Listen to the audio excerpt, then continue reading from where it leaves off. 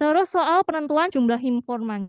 Jadi mungkin kalau lagi penelitian kualitatif kan pasti bingung ya, sebenarnya informan atau responden, kalau di kualitatif itu kita nyebutnya informan bukan responden, yang perlu kita wawancara atau perlu kita dapetin itu berapa sih? Nah, beda dari kalau penelitian kuantitatif kan, supaya bisa dibilang valid itu minimal kan 30.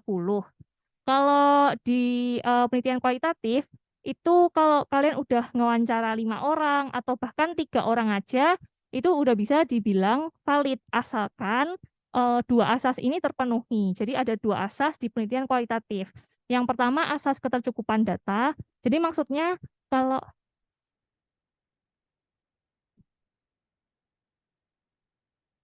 Oke. Jadi maksudnya kalau kalian wawancara 3 orang nih, nah terus semua jawabannya itu udah mirip-mirip, ataupun kalian udah dapat jawaban yang kalian mau, itu udah bisa dibilang datanya cukup. Nah berarti kalian udah bisa stop buat nyari informan lain kayak gitu. Terus asas kesesuaian data. Kalau misal kalian punya pertanyaan A, B, C, D. Nah, terus ternyata udah terjawab itu semua pertanyaannya. Nah, itu berarti udah bisa dianggap datanya sesuai, jadi kalian udah bisa berhenti buat nyari informan lagi. Jadi ini ada 3 kondisi ya. Yang dimaksud data ditambah itu tadi kalau misal kalian menemukan oh ternyata belum ada pertanyaan yang belum terjawab ataupun oh ternyata ada masih kurang nih kayak gitu. Nah, itu kalian bisa nambah informan. Terus data dihentikan itu kalau udah cukup kayak tadi. Terus data diganti kalau ternyata ada yang nggak sesuai dari informan-informan sebelumnya. Nah, sekarang masuk ke analisis data kualitatif. Jadi, kalau kalian penelitian kualitatif, buat nganalisis ada 3 tahapan. Yang pertama, data reduction, data display, terus habis itu baru draw conclusion. Nah, softwarenya hari ini, N5O itu, dia itu berguna di bagian 2 tahap ini, di bagian data reduction sama data display. Jadi contohnya kayak gimana? Data reduction kayak ketika kita udah dapat data wawancara, kan perlu difilter, perlu mungkin ada yang nggak penting itu dibuang kayak gitu-gitu. Nah itu kita bisa langsung pakai N5O buat selecting terus milih-milih data mana aja yang penting kayak gitu. Terus data display. Kalau penelitian kualitatif kan bingung ya ngedisplaynya gimana, visualisasinya kayak gimana. Mungkin bisa kalau kita bikin sendiri, desain-desain sendiri, tapi dengan N5O ini bisa langsung di display secara otomatis kayak gitu. Terus bedanya software penelitian kualitatif sama kuantitatif tuh apa sih?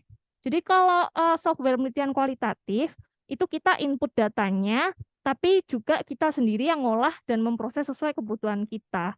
Tetap aja nanti yang menyimpulkan hasilnya itu juga tetap ITS. Biasanya kalian udah input datanya, diproses sama SPSS, terus nanti bakalan keluar hasilnya langsung kayak gitu.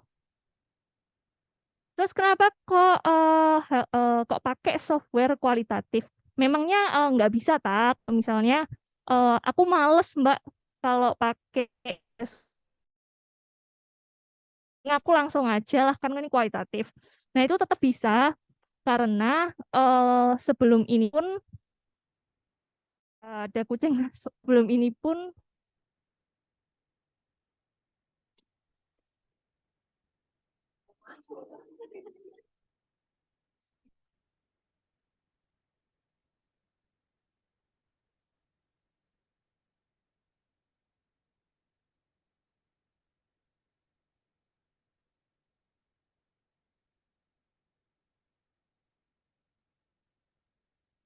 nggak ada kursi lagi ya.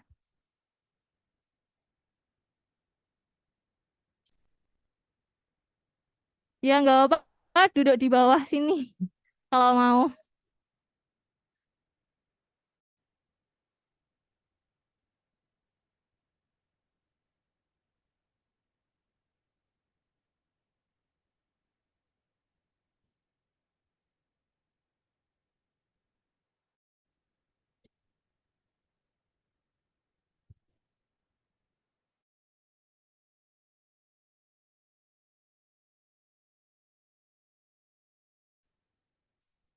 Oke, aku lagi. Oke. eh Sampai mana tadi? Ya, jadi kenapa kok pakai software analisis data kualitatif? Memangnya kalau manual aja apa nggak bisa? Jawabannya bisa, tanpa pun cutting-cutting semuanya manual, jadi nggak ada yang pakai software-software kayak gini. Tapi kekurangannya apa? Jadi kalau kalian menganalisis data kualitatif wawancara langsungan kayak gini, kalian highlight-nya kan harus manual, harus kayak nyetak bilo kuning di Word-nya itu satu-satu, kayak gitu, membacain satu-satu. Terus coding atau kategorisasinya nanti juga manual. Jadi nggak fleksibel, terus dokumen kalian juga bisa jadi all over the place karena nggak bisa dalam satu sistem langsung dokumennya tersimpan kayak gitu. Terus soal visualisasi juga terutama kayak kalau manual otomatis kalian juga bikin visualisasinya manual, bikin mind map, project mapnya kayak gitu-gitu itu juga manual. Sedangkan kalau kalian pakai software nanti bisa. Habis ini kita tutor pakai file yang udah tak sediain, terus nanti bakalan ada 3 coding. Jadi coding itu apa? Itu kategori. Kita nyebutnya di N5O ini coding, tapi itu maksudnya mengkategorikan kayak eh, ini masuk ke bahasa ini masuk ke bahasan B gitu-gitu. Ini tahap antar kualitatif. Ini buat keunggulan-keunggulannya ya. Terus nggak perlu N5O aja, kalian bisa pakai software jenis lain, ada MaxQDA, Atlas.t, Provalis, dan lain-lain. Yang kali ini yang kita bakal belajar yang N5O dulu ya. Ini nanti waktu kalian skripsi bisa ngereferensi, bisa baca-baca dari buku-buku dari ini. Oke, sampai sini ada yang mau ditanyain atau ada yang bingung atau kecepatan? Cek. Ada yang mau ditanyain atau ada yang ngerasa kecepatan? Ada yang mau diulangin?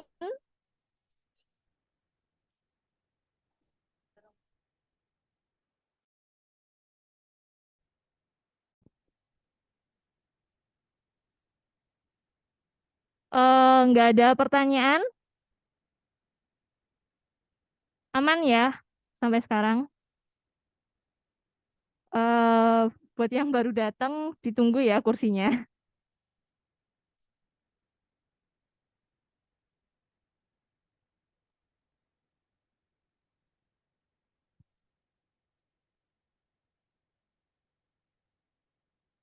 Oke, sekarang semuanya bisa dibuka N5O-nya.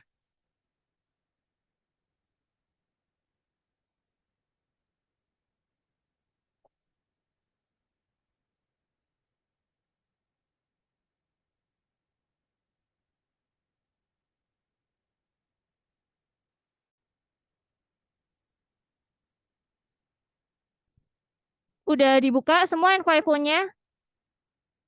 Oke, klik blank project langsung.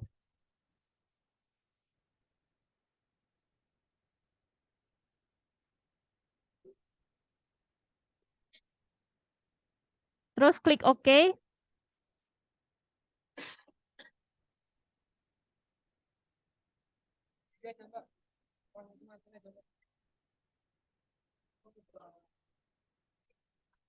Bentar ya.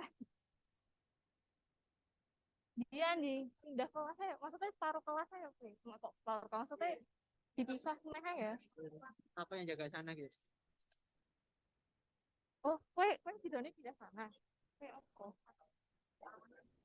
Oh, iki wis kadung lungguh timbangane anu sing ndek bawah iki biar masuk ke kelas setelah ya. Nah, terus kowe ndek itu. Apa jaga sana? Oh, oke. Kabari aku lek wis mbok settingno ya di sana nih. Cek. Oke, buat yang teman-teman yang di bawah bisa pindah ke MB103 ya. Jadi kita connecting kelas saja. Iya. Nah,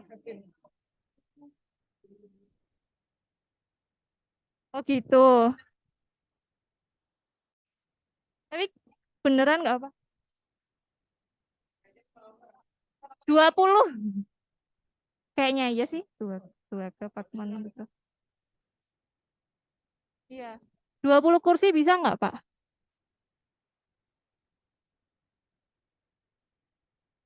Oh, ya nggak usah, nggak apa-apa. Ya nggak usah. Nggak, tetap di sini ya, berarti deal ya, nggak apa-apa ya. Oke, duduk di bawah. Sorry.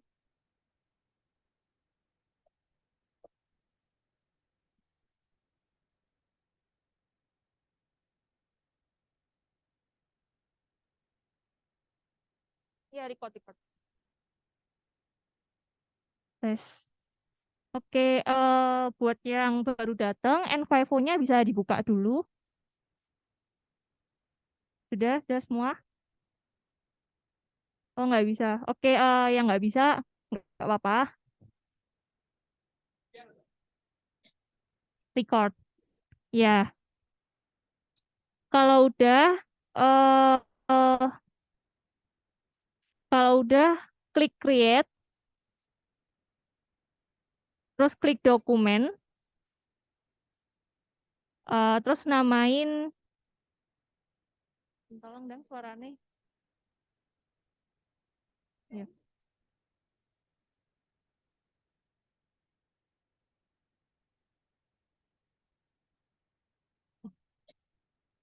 Nggak bisa, Pak. Eh, besar no lagi. Tapi suaranya di satu. Iya. Ini enggak.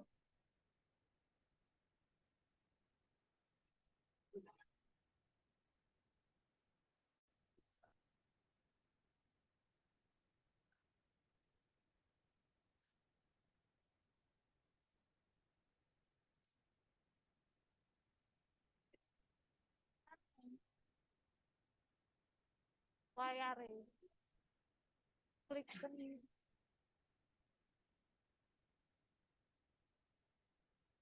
enggak, view option. Nah,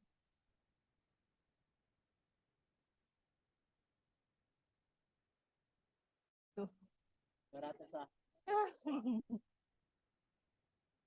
Nah, tolong geser-geser no ya ini. Oke. Cek.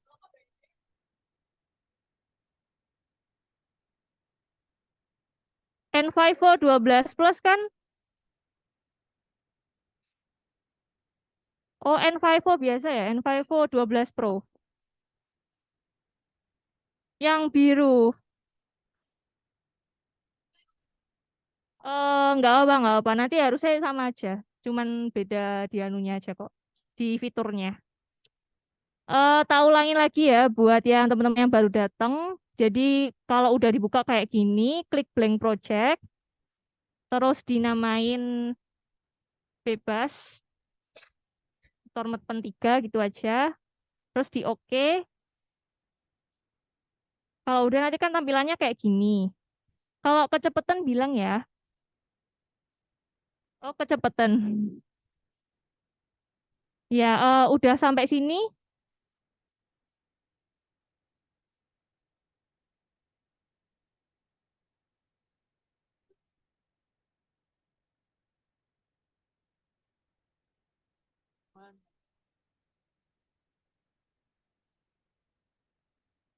Udah sampai sini ya semuanya.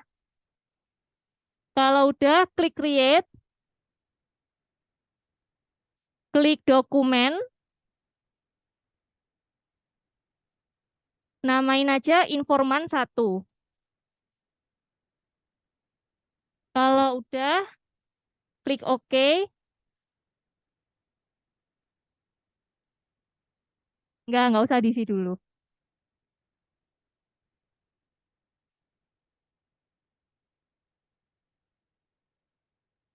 Sudah, klik OK. Nanti kan bakal keluar kayak gini, kayak kertas kosong. Habis itu ambil dari file yang kemarin udah ada, yang original transkrip.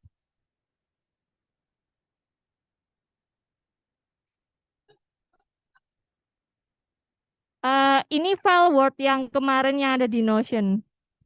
File Word. Hah? Yang ngopinya yang satu dulu ya, yang informan satu ini.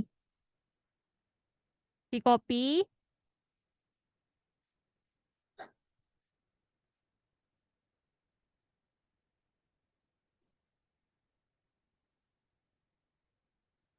kalau udah di kopi langsung di kopi. Oke, oke. Mau diulangin bagian mana?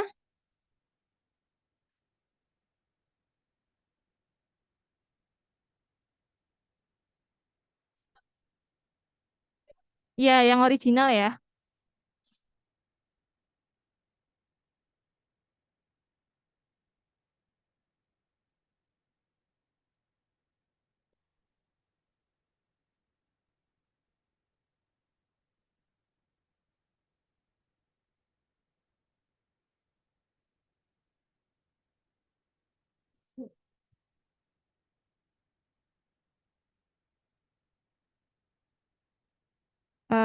Sudah aman ya?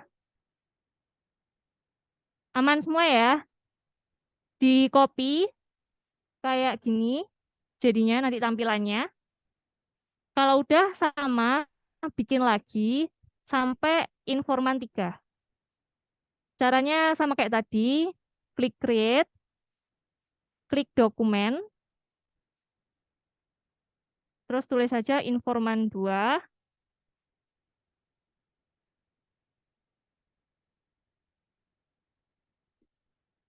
Kalau udah, di copy lagi dari yang informan kedua.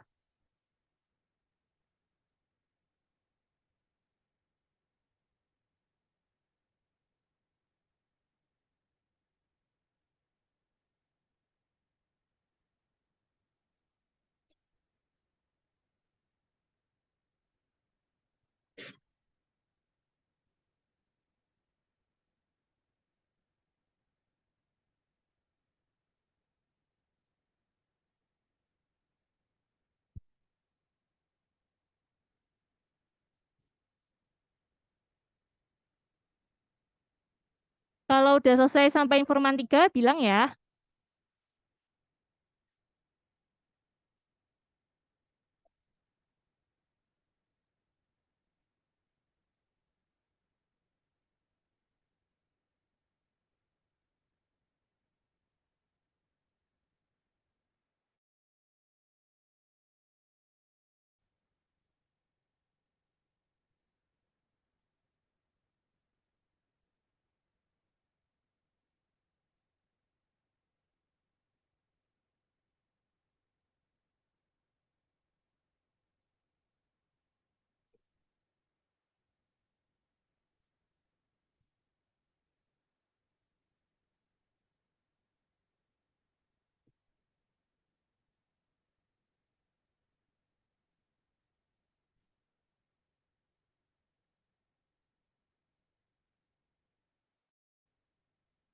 Ada yang kesulitan atau ada yang bingung?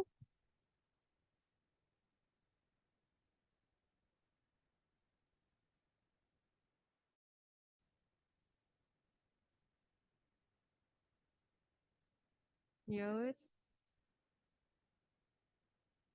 Cek, udah atau belum?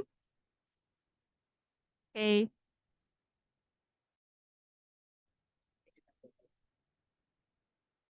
Nggak usah, Ndek. Gini loh, enak. Iya, gitu.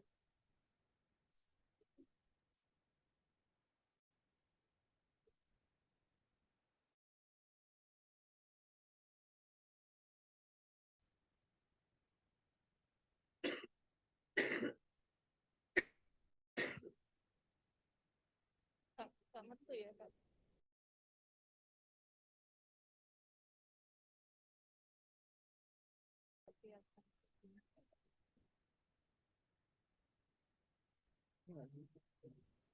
Oh iya. Oh, ini nggak kelihatan depan ini. Nggak bisa terzoom. Yang kedua ini tok.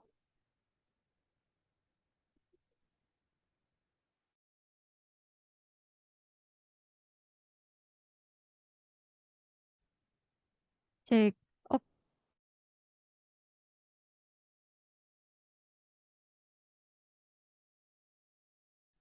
Norman bisa ngikuti. Aman, Mbak. Rumus suaranya.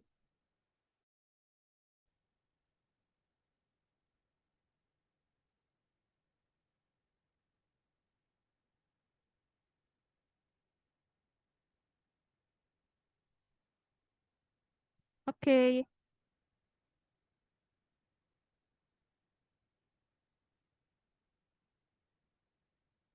cek. Sambil aku lanjutin ya ke step selanjutnya. Selanjutnya kalian klik notes ini. Ini tuh apa? Jadi ini bakalan yang jadi buat kalian ngategoriin. Misalnya kategori A, kategori B, kategori C. Nah, contohnya kayak gimana? Kalau kalian lihat di transkrip yang udah diproses, kan itu udah dirangkumin ya, dirangkumin jadi tiga, yaitu latar belakang usaha, terus kendala, sama momen terbaik. Nah, itu bisa jadi kodenya kalian, jadi coding. Jadi hari ini kita mau merangkum menjadi tiga coding itu. Nah, caranya klik kanan di mouse kalian, terus klik new note,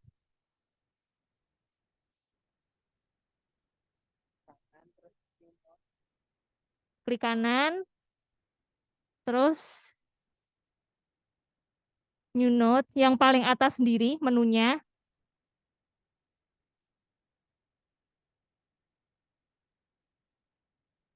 Nah, terus ditulis langsung latar belakang usaha. Terus klik OK. Ya, di quotes. Ya, benar. Di bawahnya data ada quotes yang bulat warna biru. Oh,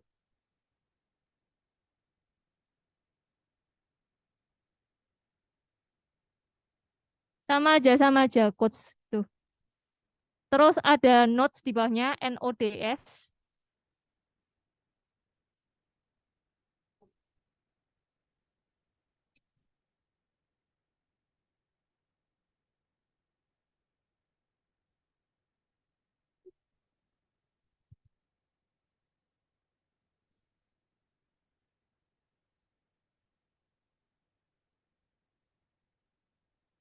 Ya, jadi sama aja, klik di quotes, terus klik new code,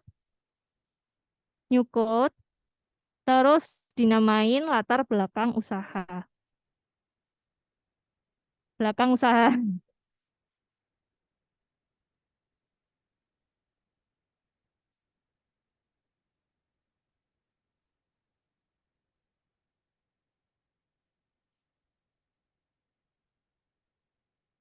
Eh, apa tak pinjem aja ya laptopmu ya?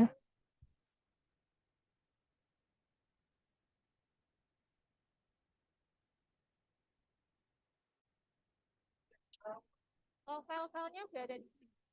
Kamu transkrip. Yang kamu transkrip, yang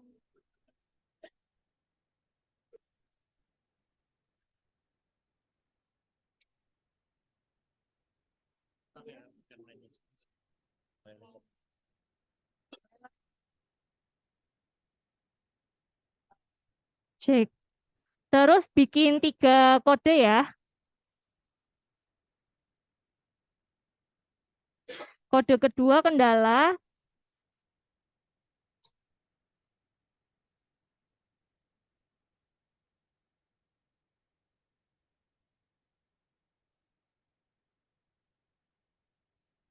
sama kode ketiga momen terbaik.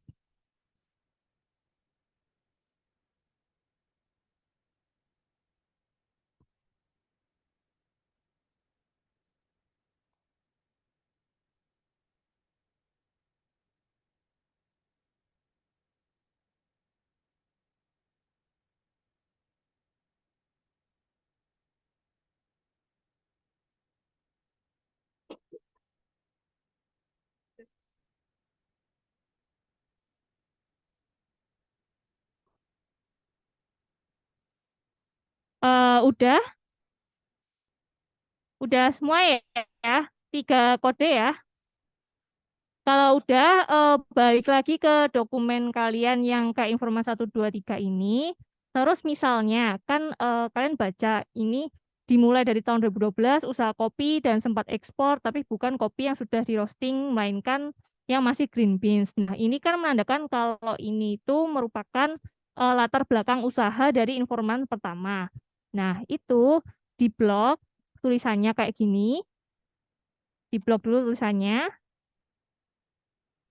Kalau udah, klik kanan. Udah diklik kanan. Kalau udah, diklik code. Diklik code.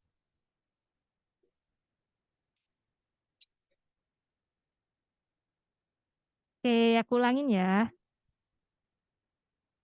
Jadi di blok dulu, yang misalnya ini dimulai dari tahun 2012. Klik kanan. Terus klik code ini.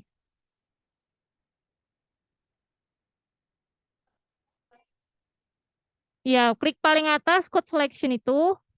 Kalau udah keluar kayak gini. Udah keluar semua. Oke, terus pilih latar belakang usaha. Udah. Nah, oke kalau udah kayak gitu itu berarti nanti udah bisa ada rangkumannya. Nanti aku kasih tahu cara ngeprint dan lain-lainnya.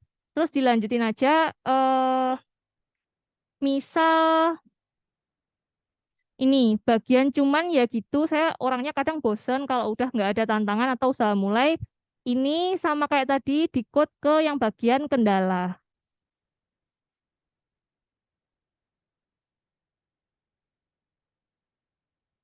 Ya, sampai usaha baru. Di code bagian kendala. Terus lagi buat yang momen terbaik,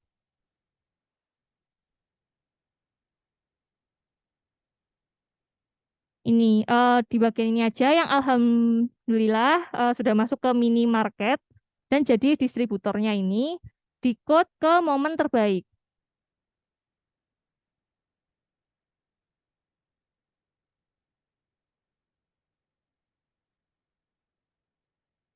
Oke, masuk masuk. Udah semua?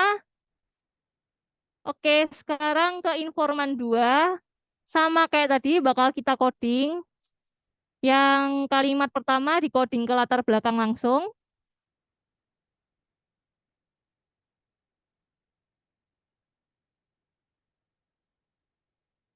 Terus yang bagian tapi susahnya sekarang itu saya produksinya masih belum besar. Itu ke kendala,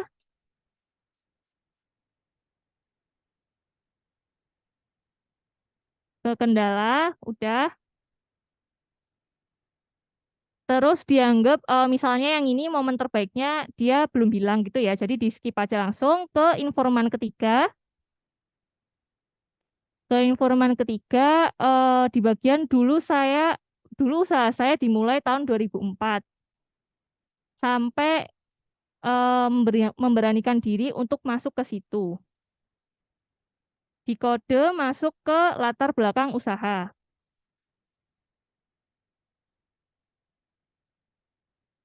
Nah, kan udah.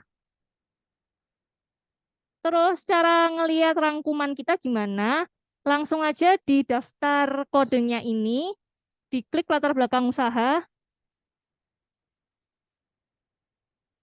terus nanti bakal langsung keluar kayak gini. Udah bisa keluar? Gini. Di dari daftar kodenya ini, diklik 2 kali langsung, misalnya latar belakang usaha. Udah, udah keluar? Oke, nah, ini salah satu contohnya. Nanti kalau kalian skripsian kualitatif, udah bisa langsung dari wawancara yang udah ada, ini berupa rangkumannya. Ini bisa ditaruh di lampiran. Kalau mau ngedownload gimana? Langsung aja Ini bisa langsung kalian copy ke Word, mau khusus ya diklik kanan lagi, terus klik export codes. Atau di print juga bisa. Export note ini, ya kalian bebaslah milih mau dokumen atau TXT atau teks juga bisa. Itu nggak perlu tak jelasin ya. Oke, sampai sini udah clear yang sampai rangkuman ini. Udah clear ya?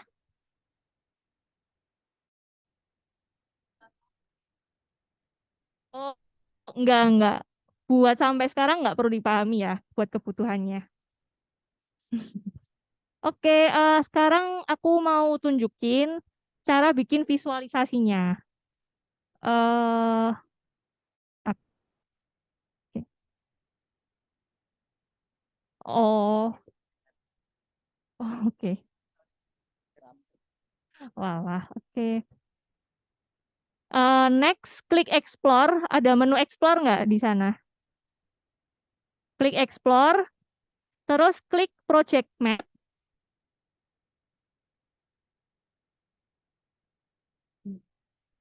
Klik Explore, terus Project Map. Project Map ini, kalau udah dinamain aja.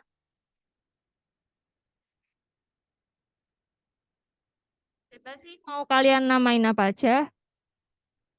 Rangkuman, kayak gini. Kalau udah kan jadi kayak gini, masih kosong kan? Udah. Kalau udah, cari add project items. Udah ada add project items. Kalau udah, klik notes atau di sana mungkin codes.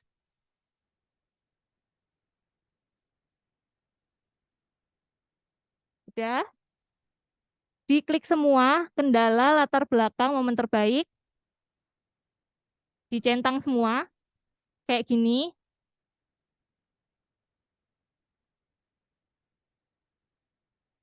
Kalau udah, di oke.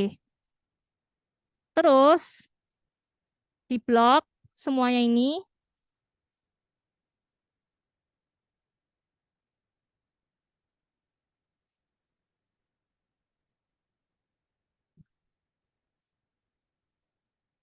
Udah di blok, klik show associated items. Sebelahnya add project items. Yang ini, tarik record kok, tarik record. Udah. Kalau udah langsung di drag satu demi persatu, misalnya informan 1 di drag masuk sini, informan 2 masuk sini, terus informan 3 masuk sini, udah.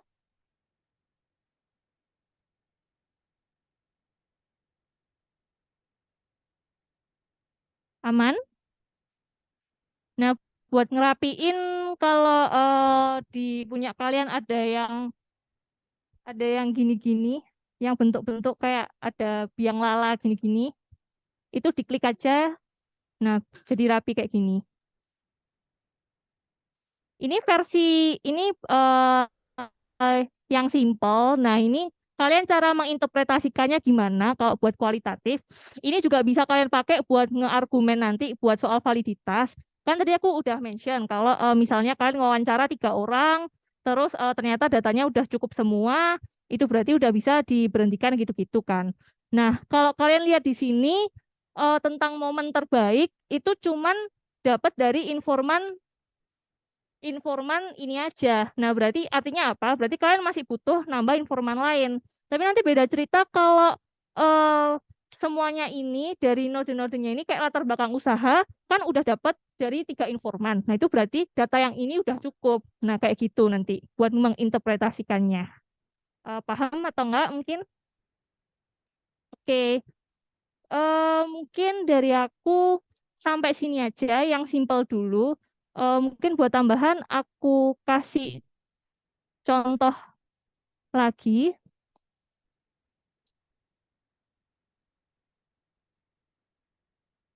Kasih contoh lagi, bisa dipakai buat apa lagi? Ini contoh aja ya ini.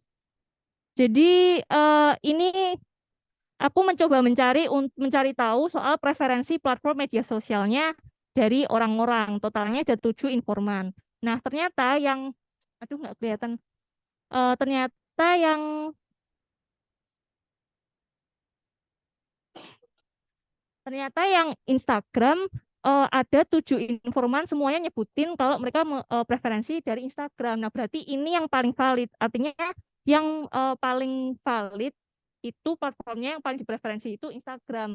Nah, sedangkan ada platform kayak Facebook yang cuman 1 informan aja. Itu artinya apa? Berarti dia yang paling nggak valid. Itu salah satu cara buat maksudnya itu caranya buat menginterpretasikan visualisasi dari data kualitatif kayak gini dan itu bisa kalian pakai buat nanti ngargumen kayak gitu. Sampai sini ada yang mau ditanyain? Ya,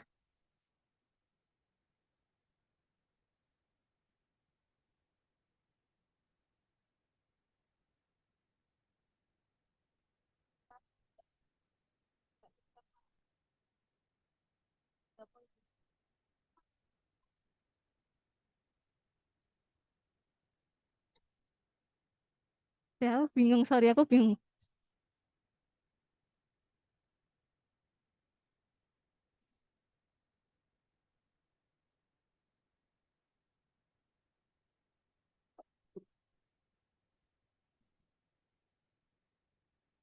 Iya,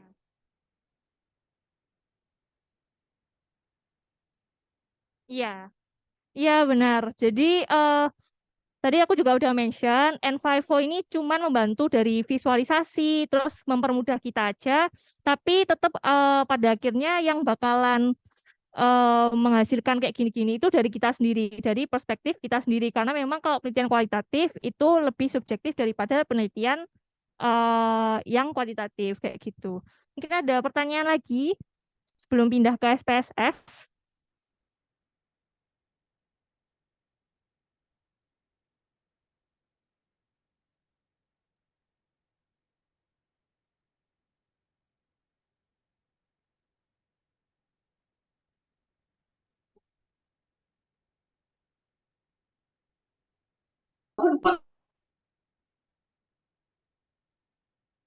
Oke, kalau nggak ada, aku jelasin tugasnya ya.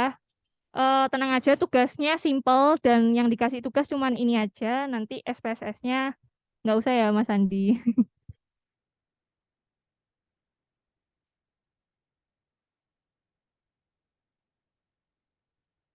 eh Jadi tugasnya silakan dikerjain di PPT. Deadline-nya Senin tanggal 28. Kalian wawancara minimal 3 orang, bebas. Tapi aku saranin dari status yang sama. Misalnya kalau kalian wawancara 3 mahasiswa, ya udah 3 mahasiswa. Kalau 3 orang tua ya 3 orang tua. Maksudnya nggak campur orang tua ya, terus mahasiswa ya kayak gitu. Terus cukup tanyain 1 pertanyaan aja. Ini pertanyaannya bebas. Kalau kalian juga penelitian kualitatif dan kalian udah punya 1 pertanyaan sendiri yang mau kalian coba tanyain, itu nggak apa-apa. Tapi kalaupun nggak ada pertanyaan, kalaupun kalian nggak punya pertanyaan, bisa nanyain kayak effort apa aja yang Anda lakukan untuk mencapai kesuksesan dalam konteks sebagai mahasiswa. Itu ditanyain, terus nanti ditranskrip jawabannya, nanti kan masuk lagi sama kayak yang tadi dari awal lagi step-stepnya. Eh Habis itu di coding, terus dibikin project map, sama penjelasan atau interpretasi singkat gitu aja. Mungkin butuh aku kasih preview, maksudnya nanti gambaran codingnya kayak gimana, atau mau kalian coba sendiri? Boleh coba sendiri. Oke.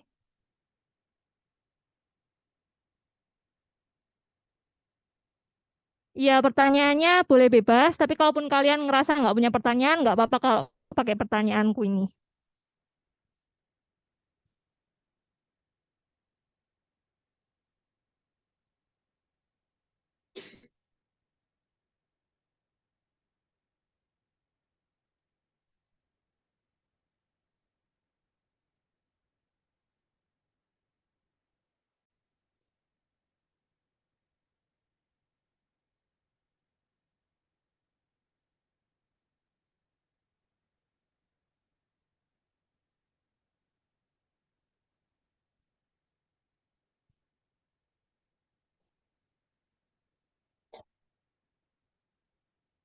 Ini ya, ini preview aja. Jadi nanti kalian bisa bikin codingannya kayak gini, kayak effort pertama, effort kedua, effort ketiga gitu-gitu. Terus nanti langsung di coding aja informan satu, dua, tiga. Mereka nyebutin effort yang mana aja kayak gitu ya contohnya. Oke, mungkin sekian dan terima kasih dari aku. Sekarang mau dilanjutin sama Mas Andi ya. Ya, belum selesai. Ini baru satu software. Tak anu sih ya, tak ngabsen sih ya. Oke, sorry sebelumnya aku mau ngabsen ulang yang dari kelas B yang belum ngerasa di absen. Siapa? Siapa?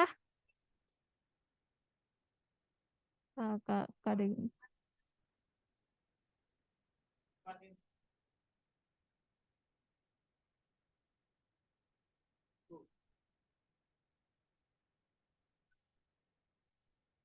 Halo Mbak, kami yang dari Zoom, Vanessa sama Nabila Mbak belum di absen.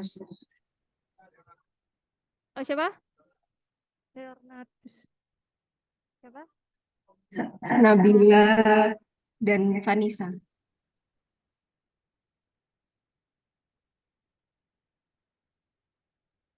Shiva. Oke. Stefani.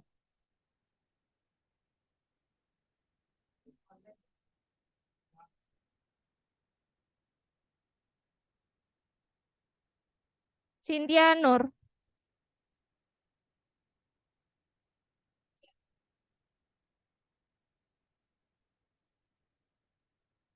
Siapa? Oh, Andi. Ada lagi? Oh, ada lagi?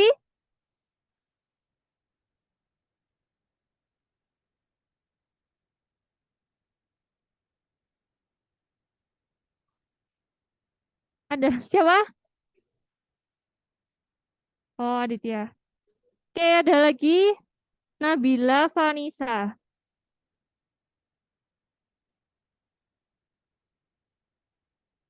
Ada lagi kelas B? Nggak ada ya? Kemal. Ben-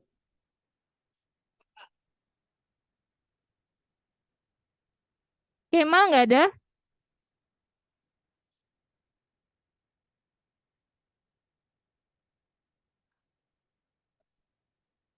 Oh iya, oke.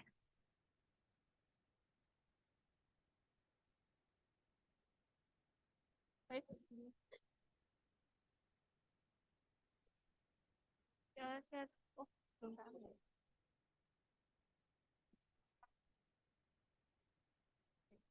Ikut dianalisis. Jadi kalau nama ini eh, tipenya string karena dia nggak ikut di analisis gitu. Kalau usia, jenis kelamin, tinggi badan, berat badan, suku ini masih bisa dihitung sebagai numerik gitu. Jadi nanti masih bisa dianalisis gitu. Terus habis itu kita tinggal kelompokin dari tipe ini, kita langsung lompat ke measure-nya gitu teman-teman. Di sini kalau misalnya string itu pilihannya tinggal dua, nominal atau ordinal. Jadi kalau misalnya nominal itu kalau misalnya namanya A, eh, na- responden satunya A, responden satunya B itu kalau nominal itu setara, berarti A sama B itu setara. Tapi kalau ordinal itu bertingkat gitu teman-teman. Jadi kita pilih yang nominal kalau di nama. Di usia juga sama karena kita nggak ada yang apa ya kayak meningkat gitu. Kita pilih nominal semuanya. Jumlah jenis kelamin juga kan setara kan laki-laki sama perempuan. Jadi kita pilih nominal juga. Tinggi itu juga kita pilih nominal. Kenapa? Apa?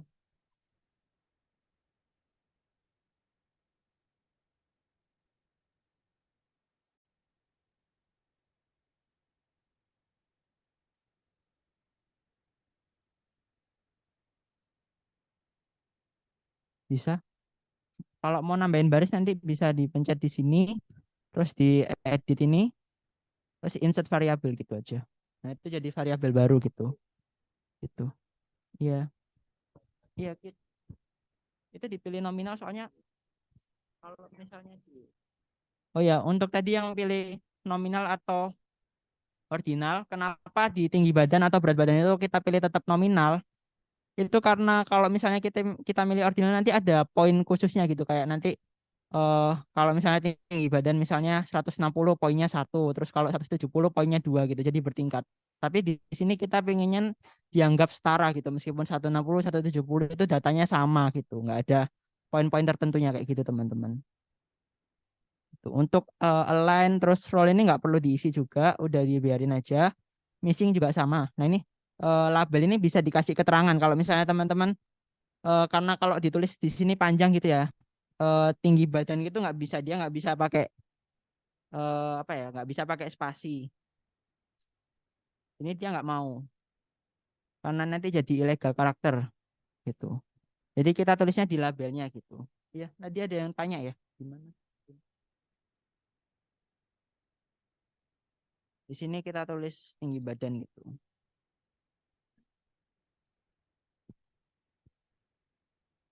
Biar nggak terlalu-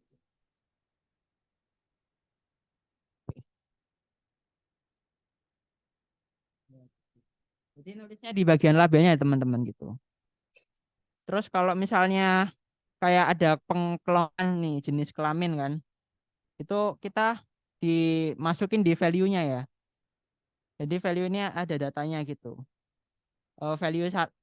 Jadi nanti kalau misalnya kita masukin di data view, value ini kan sebagai angka kan. Kalau misalnya jenis kelaminnya laki-laki atau jenis kelaminnya perempuan, kita tulis aja kayak 1 atau 2. Mungkin di sini kita kasih nama kan satunya itu misal laki-laki gitu kan. Iya, gimana? Oke, oke. Jadi aku ulangin ya. Jadi kalau misalnya kayak yang jenis kelamin gitu kan, tinggal A sama B gitu kan. Nah itu teman-teman bisa ngisi di value, jadi nggak usah di label. Kalau di label ini, kalau misalnya datanya banyak atau mungkin datanya cuma 1 gitu kan. Maksudnya jenis datanya gitu kan. Nah kalau misalnya jenis kelamin kan datanya 2 atau mungkin kayak suku kita bisa ambil 3 gitu kan. Nanti bisa kasih keterangan nih, misalnya kita pakai suku aja deh. 1 kita tulis labelnya, kita tulis suku Jawa gitu ya. Terus misalnya yang kedua itu kita pakai suku apa? Sunda misalnya gitu. Terus yang ketiga mau pakai apa nih? Misal yang ketiga kita pakai eh Bali kan? Iya, Batak boleh deh. Oke. Jadi kayak gini. Ya nanti bisa ditambahin ya teman-teman kalau misalnya mau nambahin gitu. Nah, ini buat contoh aja bisa kayak gini, Jawa, Sunda, Batak. Nah, nanti dia jadi data sendiri gini. Labelnya nanti keluar sendiri. Jadi seandainya nih ya, kita tulis di datanya. Namanya siapa nih? Misalnya Wahyu. Usia, usianya bebas kita tulis berapa? Oh, berapa? 21, 20. Oke, kita tulis 18. Jenis kelaminnya bentar. Tadi kan kita belum nulis nih, kita atur dulu di sini jenis kelaminnya. Laki-laki ya. Tadi angka 1 sama kayak suku tadi membuatnya. Terus habis itu 2 ini misalnya kita labelin untuk perempuan gitu ya.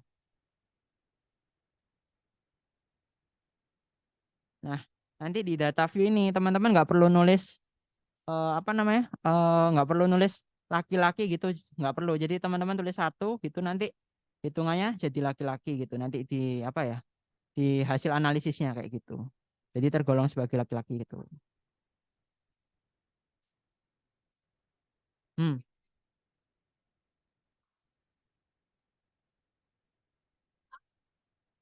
Oh iya, ada contohnya nggak? Contohnya nggak? Maksudnya gimana kok nggak update gitu katamu?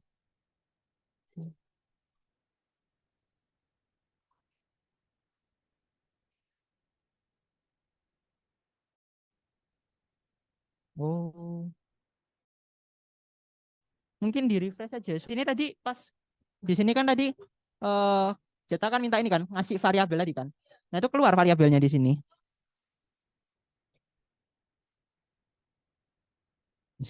Iya, Biasa aja sih. Jadi kayak dari halaman utama keluar dari ini. Bentar. Kamu tadi variabelnya mau nambahin gimana?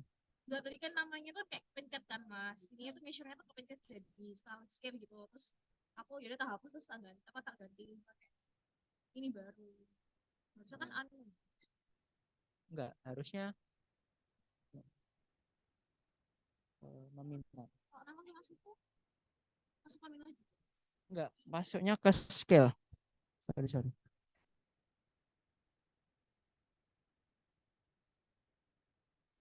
Iya. Oh ya, oke teman-teman. Sebelumnya aku minta maaf tadi aku keliru di bagian measure ini teman-teman. Jadi kalau misalnya kita mau ngitung atau menganalisis datanya, itu kita ganti ke skala ya. Jadi untuk angka-angka nanti biar bisa dihitung kita pakai skala di sininya gitu. Mungkin kayak gini gitu. Itu termasuk skala semua.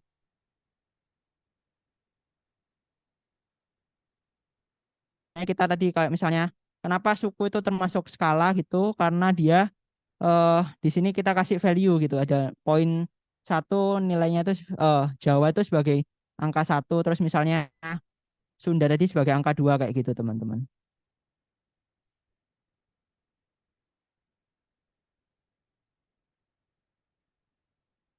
Misalnya kita tulis gini kan. Ini misalnya apa? Nominal. Nama nominal ya teman-teman gitu.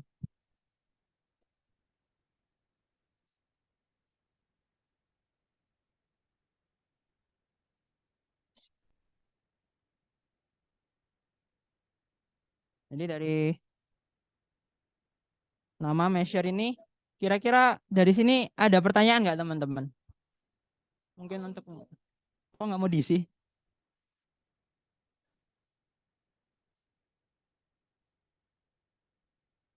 Kamu coba variable view. Ini ya nama ganti string dulu. String. Ya kalau numeric kan berarti angka. String itu buat kalau misalnya kata benda kata-kata gitu itu. Iya. Enggak, itu numerik aja. Soalnya nanti kita masukinnya angka 1, 2, 3 gitu. Soalnya disesuaikan sama value tadi. Gitu. Oke, mungkin sampai sini ada pertanyaan nggak teman-teman? Gimana? Nambahin labelnya di variable view. Terus ini, kamu mau nambahin label yang di mana ya? Yang suku sama jenis kelamin. Jadi di value-nya ya, kalau mau nambahin label untuk jenis kelamin sama sukunya gitu.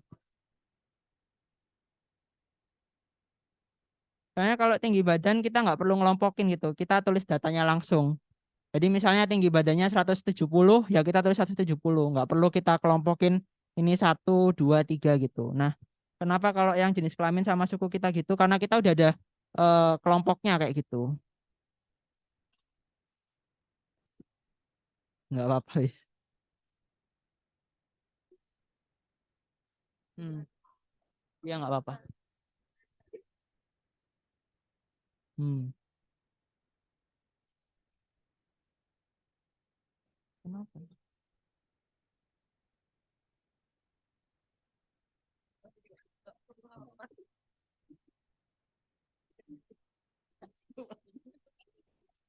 Oke teman-teman, izin ambil alih.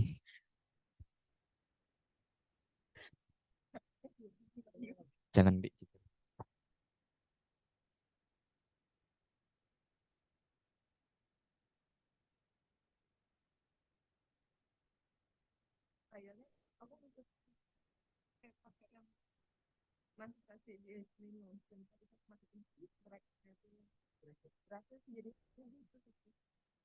Udah mau mas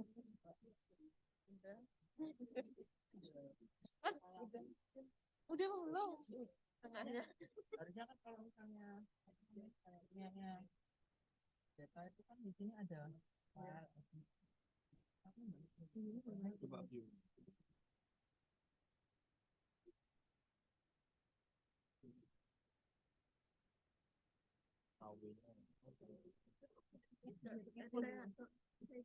Kayaknya dia mau dari awal dulu.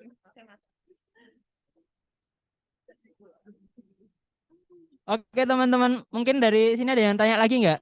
Atau kita lanjutin tutorialnya? Ada. Udah aku kirim ke ketua kelas kan? Enggak di sini, nggak di notes. Mm-mm. Iya, emang asik. Oke, kalau misalnya di sini udah nggak ada pertanyaan, kita lanjutin aja ya. Kita lanjutin ke berikutnya, kita belajar tentang save data sih. Jadi kayak dari data yang udah ditulis di sini, teman-teman tinggal di save aja gitu. Misalnya mau apa? Data coba gitu aja. Coba gitu. Terus kita tinggal save di sini. Udah deh, jadi kita udah ke save. Terus seandainya teman-teman mau import data dari eh, data-data lainnya, misalnya Excel atau CSV data bisa lewat sini ya, import data ini, terus kita pencet ke CSV data. Gitu. Nah mungkin yang udah di-share di ini ya di link Google Drive itu kan teman-teman bisa akses. Ini salah satu contohnya yang tentang gamifikasi ya. Jadi kita bisa langsung open datanya ke sini gitu. Nah, import. Kalau open nanti filenya harus dalam bentuk XML. Tapi kalau import dari CSV bisa jadi itu. Nah, nanti kan kalau udah keluar kayak gini, teman-teman centang yang bagian atas aja ya, yang first line content variable names ini harus dicentang, sisanya nggak perlu. Terus ini harus dicek juga delimiter between value-nya itu apa. Jadi pembatas antar nilainya itu apa. Kalau di sini kan kita lihat ini kan ada koma kan. Nah, itu sebagai pembatasnya kayak gitu. Ini yang bawahnya udah dibiarin aja, udah aman. Terus nanti hasilnya bakal kayak gini. Nah, ini hasilnya. Gitu. Kok kurang ini ya? Kayak kurang apa? Burem. Iya, yang gamifikasi.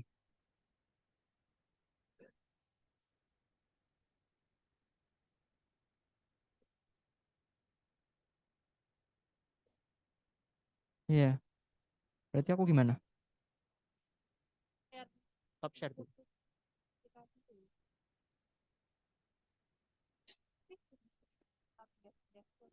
Nggak apa-apa. Iya aja.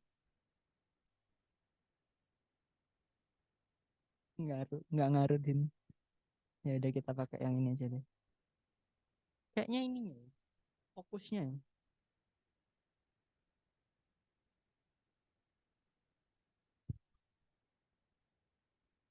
Oke, jadi dari data sini udah pada sampai sini belum teman-teman? Udah mulai. Oke, tunggu.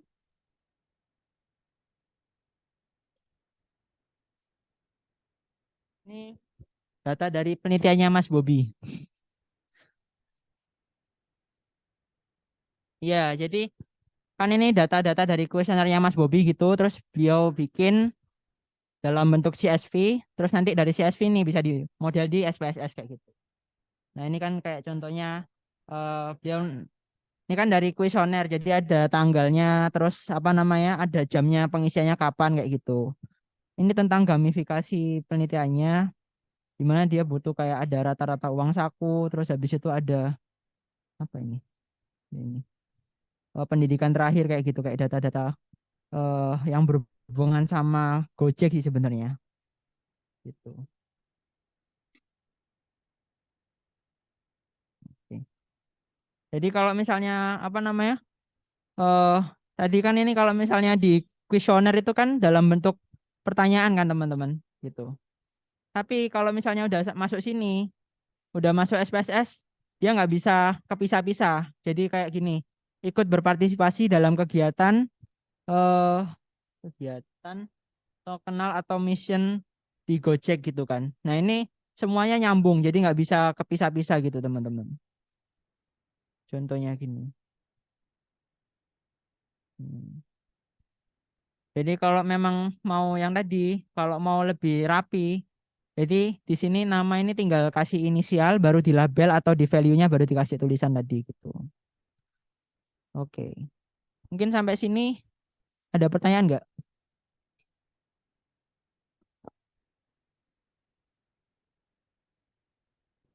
Udah bisa nggak sih? Nggak apa-apa. Tuh.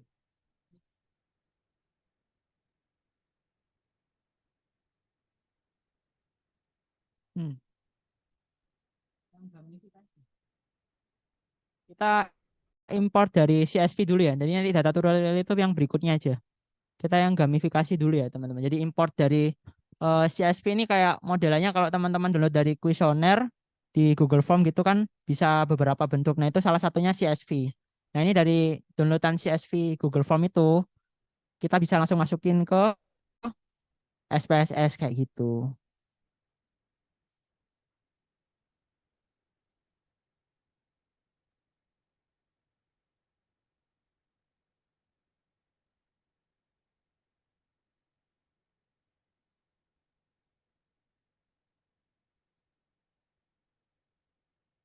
Oke, mungkin aku lanjutin sedikit ya teman-teman. Jadi untuk selanjutnya bakal ada ini kita bakal mahamin. Jadi teman-teman harus paham nih di atasnya ini tentang apa aja gitu kan. Ini ada file, edit, view data gitu. Nah ini yang untuk edit, view data atau transform ini hanya untuk ngerubah-ngerubah data aja. Tapi eh, inti dari SPSS sendiri tuh ada di analisis ini. Jadi ada banyak bentuk analisis yang bisa dilakukan teman-teman gitu. Nah nanti kita bakal tutorial beberapa analisis gitu untuk mengetahui hasilnya gitu. Teman-teman juga bisa bikin ini sih grafis kalau misalnya mau gitu. Iya, boleh. Misalnya nih kita bikin apa ya? Kita bikin grafik. Ini kita bisa bikin kayak mirip-mirip sama Excel gitu teman-teman. Misalnya diagram pie, histogram kayak gitu-gitu. Cara bikin grafiknya. Enggak sebelahnya. Sebelahnya itu kan ada graph. Nah ini. Terus kita chart builder itu. Ya ini mirip kayak Excel gitu teman-teman. Jadi bagian emang edit, view data, transform, grafik ini mirip kayak Excel. Yang membedakan mungkin hanya ada analisisnya ini sih teman-teman, lebih tepatnya di situ. Ini kalau mau bikin grafik. Hah?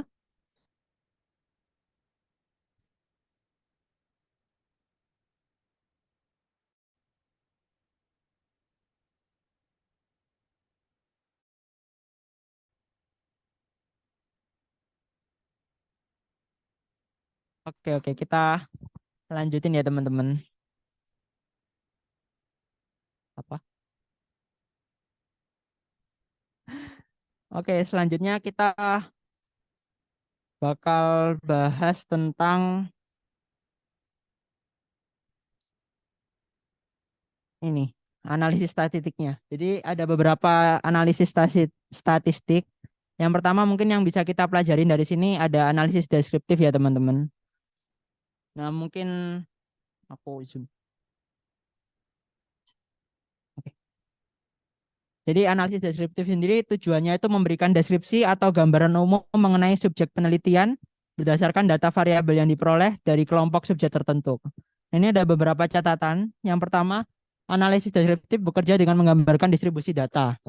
Kemudian teman-teman juga harus mengetahui bahwasanya ada beberapa teknik yang dapat digunakan dalam statistika deskriptif ini ya. Yang pertama ada misalnya teman-teman ingin mengetahui persentase, terus teman-teman ingin mengetahui rata-rata, median, standar deviasi atau varians. Nah mungkin kalau di sini masih belum paham nggak apa-apa kita coba tutorial aja ya untuk analisis deskriptif ini. Nah untuk tutorial yang ini kita bakal coba dari data yang satunya yang tutorial itu. Judulnya data tutorial. Ini kita silang dulu. Hah?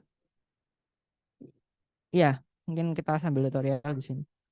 Di sini kita bakal file, tapi kita pilih yang open ya, karena datanya sama gitu teman-teman. Nah, karena dia udah dalam bentuk SAV tadi itu penyimpanannya. Kalau misalnya yang yang tadi kan yang dari Google Form kan CSV itu. Jadi kalau SPSS ini tipenya namanya SAV atau ZSAV itu gitu.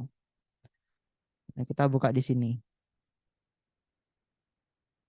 Nah, ini ada beberapa variabel yang udah disiapkan, misalnya mungkin nanti mau dicoba-coba nggak apa-apa gitu. Tapi untuk yang pertama ini kita akan mulai analisis deskriptif dulu ya. Caranya yang pertama ini gimana? Jadi yang pertama teman-teman pencet analisis dulu. Terus habis itu masuk ke deskriptif statistik ini. Terus ke frekuensi. Dari frekuensi ini mungkin kita pakai ini aja. Kan ini aja. Iya, iya, iya. Nggak apa-apa. Jadi kita ulang ya. Dari analisis, terus kita masuk ke deskriptif statistik. Itu yang nomor 2 dari atas. Terus kita pilih yang frekuensi. Untuk contohnya kita coba pakai P1 sampai P6 aja ya. Jadi P1 sampai P6 ini merupakan data purchase intentionnya gitu. Punya penelitiannya Mas Mbak yang terdahulu gitu. Kita masukin dulu.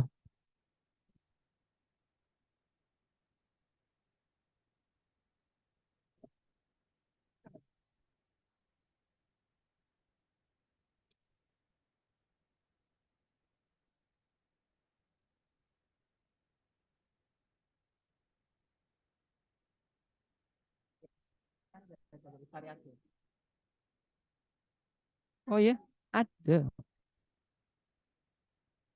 Oh iya, iya. Ada yang nggak ini. Aduh.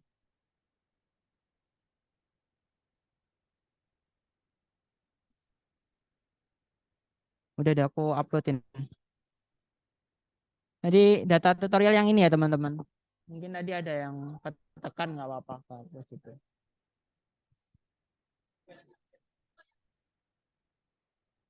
Kan yang data tutorial ini.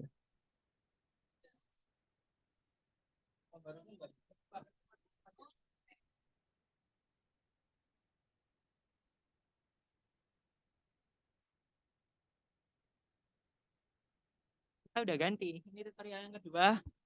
Kita pakai data tutorial kelas ya. Tuh. Karena kalau pakai gamifikasi nanti nata ulang dulu jadi kelamaan teman-teman.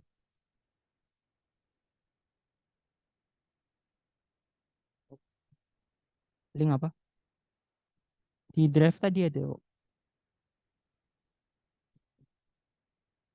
Teman-teman kalau misalnya bingung untuk masukin data, di sini ada modulnya di sini. Itu juga membahas tentang gimana cara insert atau import atau ekspor database-nya gitu. Itu udah disiapin di sini. Oke.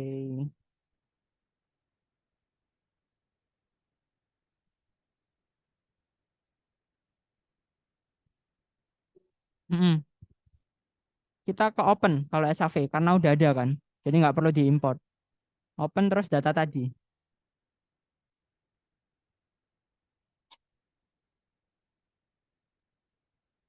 Bisa.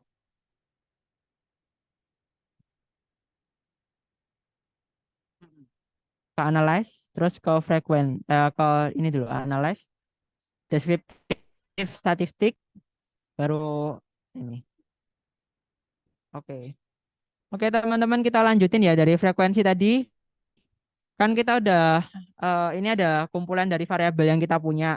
Nah, kita pilih yang kita mau analisis frekuensinya itu data apa aja. Nah, di sini kita pilih dari P1 sampai P6 ya. Itu. Nah, P1 sampai P6 ini merupakan data purchase intention gitu. Jadi ketertarikan untuk membeli, teman-teman. Di situ kita tekan yang statistik ini, kita pilih yang kita mau itu apa aja. Di sini ada mean, kita mau median, terus standar deviasi, variansi, sama range-nya kayak gimana gitu. Statistik ya.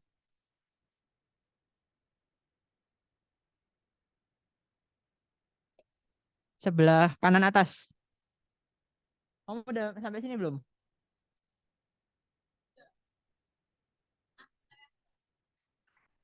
Deskriptif statistik, frekuensi. Oke, itu pilih di scroll aja dari yang sebelah kiri itu dipindahin P1 sampai P6-nya gitu. Kamu kenapa?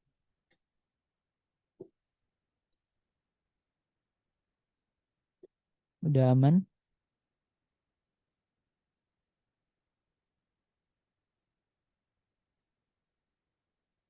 Terus kita tekan statistik tadi yang kita pilih itu udah. Selanjutnya kita tekan continue, terus kita oke. Nanti akan keluar output datanya seperti ini gitu. Jadi ini ada main, median. Hah? Jadi di sini ada main, median, standar deviasi, varian sama range-nya gitu.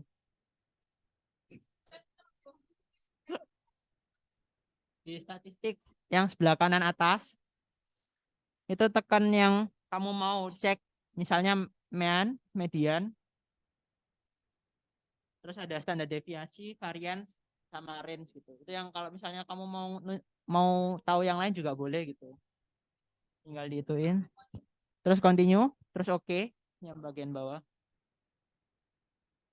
Jadi keluar hasilnya kayak gini teman-teman. Di sini dari hasil ini sebenarnya udah ketata rapi kan. Jadi teman-teman nggak perlu masukin data tabel satu-satu. Di sini udah jadi. Misalnya teman-teman ngerjain skripsi ya, mau pindah ke Word.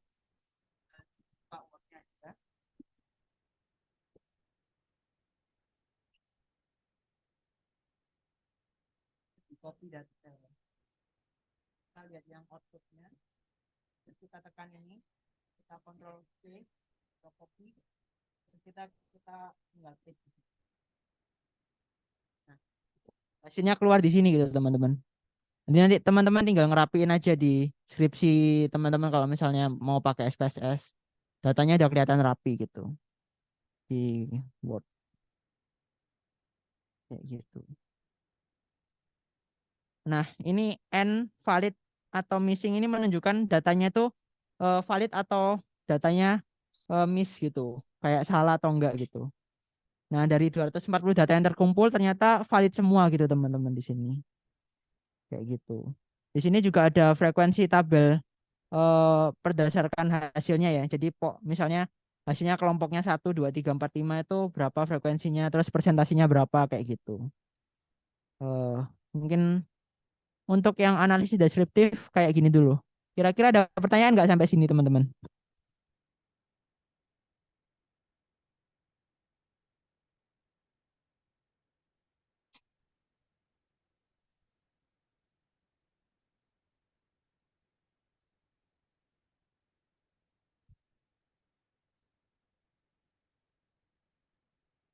Udah aman? Udah bisa diikutin? Oke.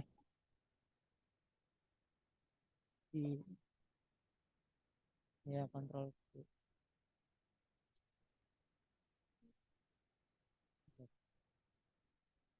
Ya, di ini berarti di blok semua aja. Jadi satu kotak kamu.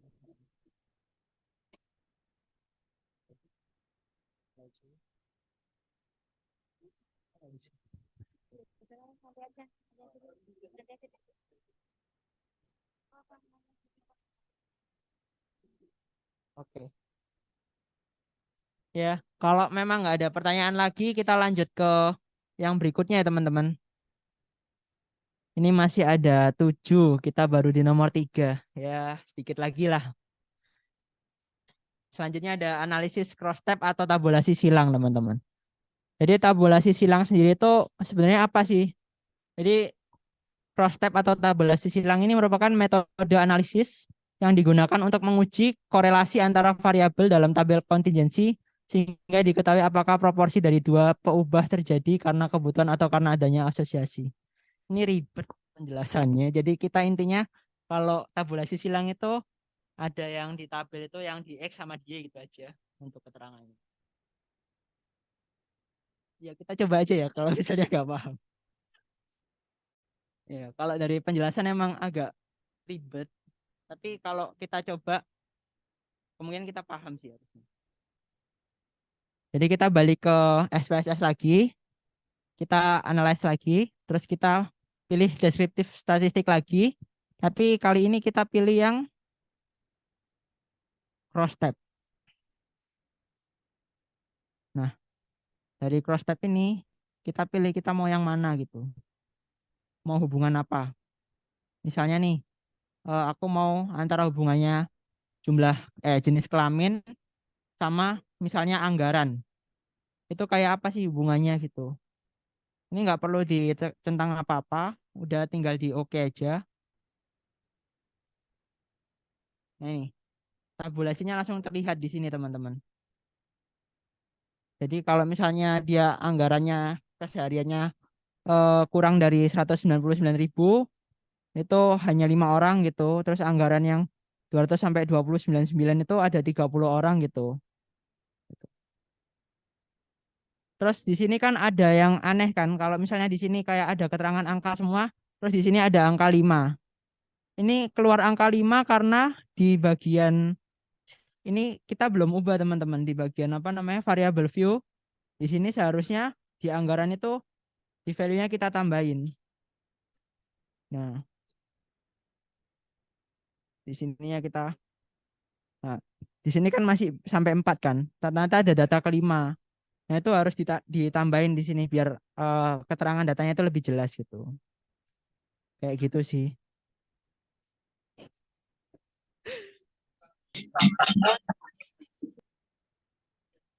Oke.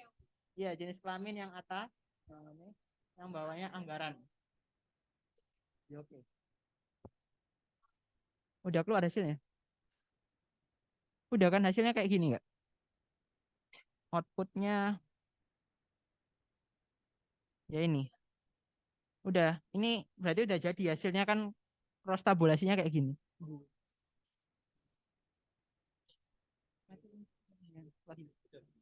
Oke. Kalau terus kan ini kan kelimanya kan kayaknya aneh gitu kan. Yang lain ada datanya kayak keterangannya, tapi yang kelima ini nggak ada. Jadi yang kelima ini mungkin kayak outlier atau mungkin Mas Bobby waktu ngumpulin datanya atau Mas Mbaknya waktu ngumpulin datanya itu nggak lengkap gitu keterangannya. Jadi ini disebabkan karena di data tutorialnya di variabelnya di variabel P2 kode P2A ini anggaran itu di value-nya hanya diisi sampai 4 gitu teman-teman. Jadi data kelimanya nggak kehitung atau nggak ada keterangannya gitu. Gitu. Jadi kalau misalnya teman-teman nanti buat jangan sampai ada apa ya kayak value-nya itu ada yang ketinggalan gitu loh teman-teman.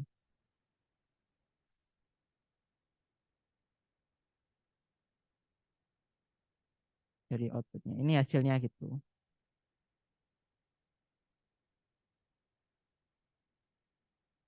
Oke, mungkin ya kalau ketinggalan datanya kan jadi aneh kan kayak ini terus ini data apa kok tiba-tiba ada muncul satu satu orang ini gitu. Iya. Gitu. Ini kayak jadi outlier gitu akhirnya kan. Jadi teman-teman harus tata ulang datanya nanti waktu kalau misalnya nyusun skripsi gitu ya.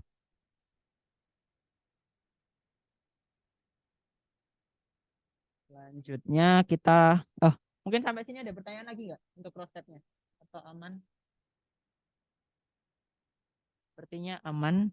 Kita lanjut ke berikutnya, yang keempat, uji normalitas.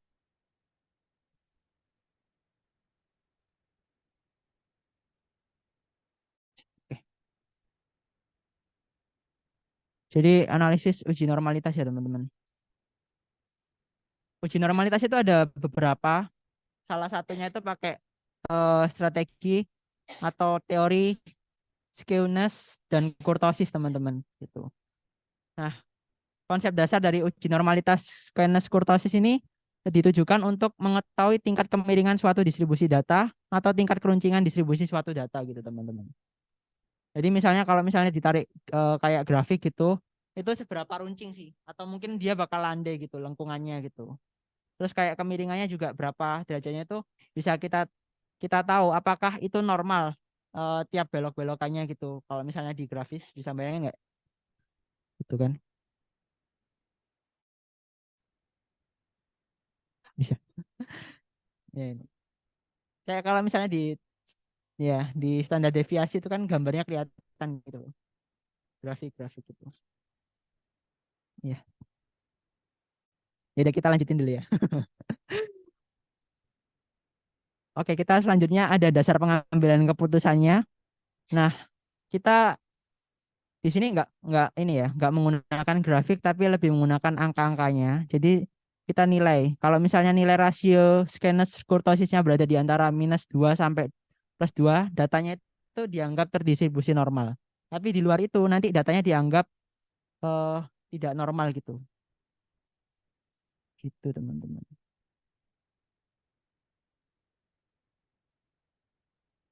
Eh,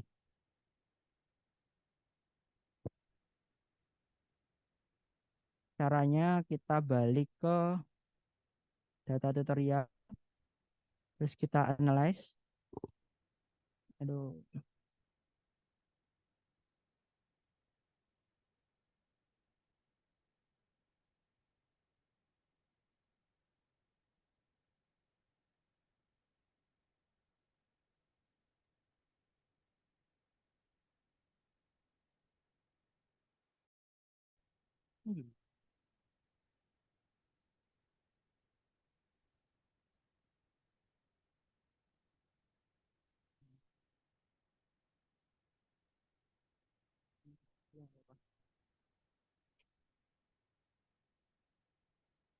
Kita lanjutin ke deskriptif. Hmm. Nah ini. Jadi teman-teman dari analyze tadi kita masuk ke deskriptif statistik, terus kita masuk ke deskriptif ya teman-teman gitu. Di sini kita pakai data P1 sampai P6 aja kayak tadi.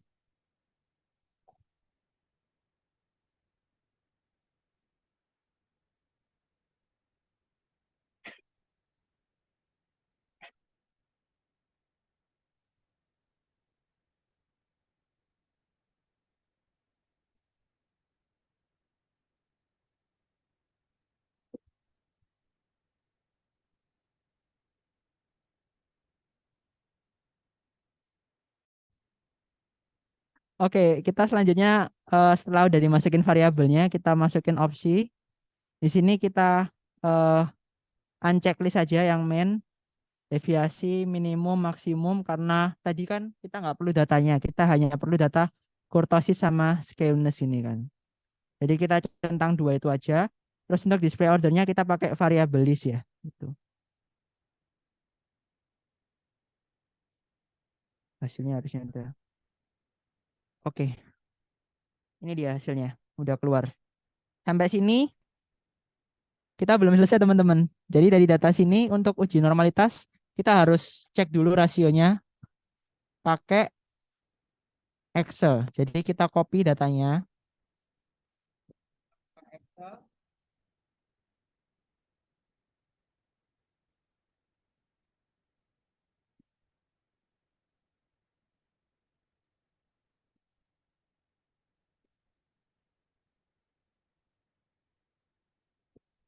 Masukin rumusnya tadi yang udah ada di Excelnya, di apa namanya, di PPT.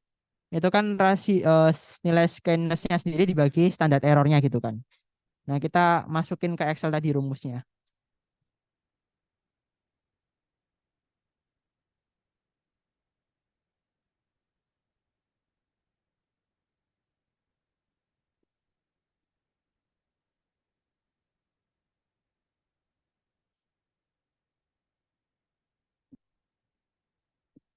Dibagi kayak gini aja teman-teman ya. Jadi nilai statistik yang skewness-nya sendiri dibagi dengan nilai standar errornya gitu.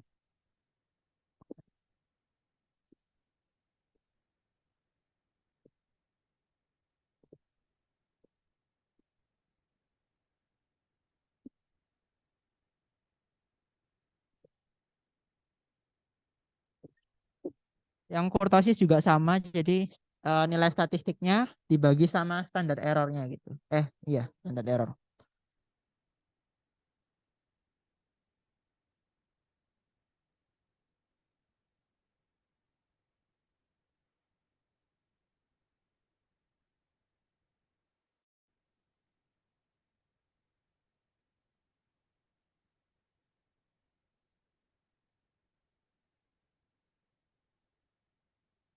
Eh, kalau udah, terus kita kelompokin tadi. Kalau misalnya datanya di luar -2 sampai +2, itu berarti datanya tidak terdistribusi normal gitu. Jadi kayak ini tidak terdistribusi normal, kita kasih tanda jam merah gitu. Nah, ini di laporan bisa dikasih keterangan gitu.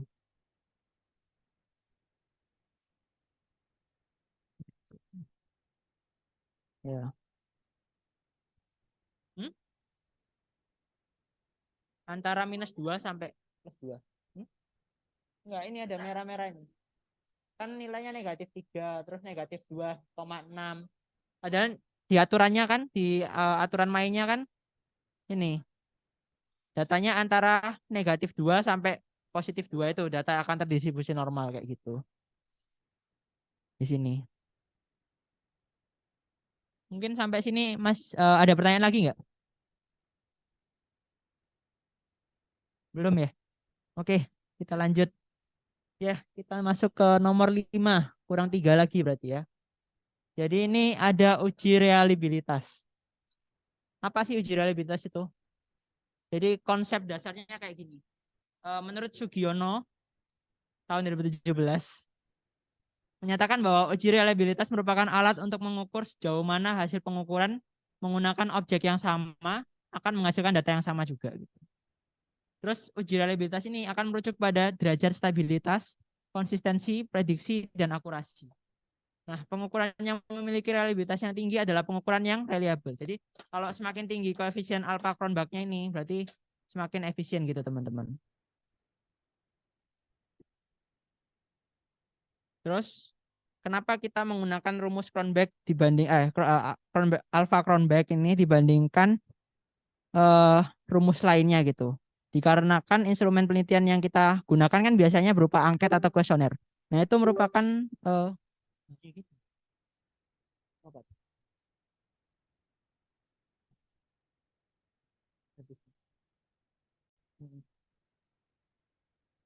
ya udah.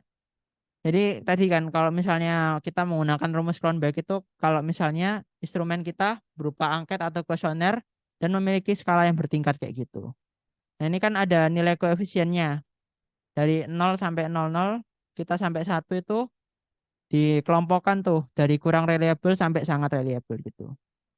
Nah, cara menggunakan uji reliabilitasnya itu gimana? Caranya gini. Balik lagi ke ini, data tutorial. Kita masuk ke analis. Terus kita masukin ke analyze, ya.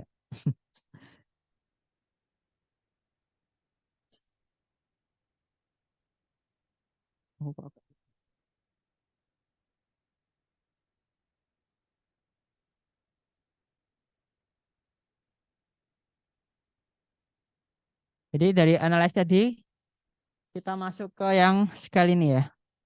Scale ya. Iya. Iya, Mbak Zeta. Selanjutnya kita masuk ke reliability analysis ya. Ini kita gunain data P1 sampai P6 lagi aja gitu. Jadi biar tahu gitu perbedaannya reliabilitasnya kayak gimana gitu. Kita pindahin satu-satu.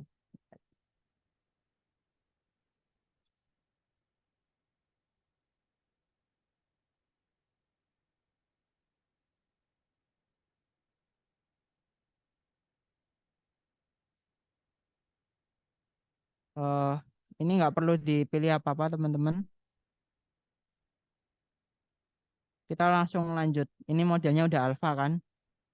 Jadi ada beberapa model tadi selain Cronbach alpha itu ada speed half, Goldman, paralel atau strict paralel gitu. Kita pakai yang alpha aja. Itu udah diajarin di statistik gak sih? Statistika bisnis harusnya. Iya.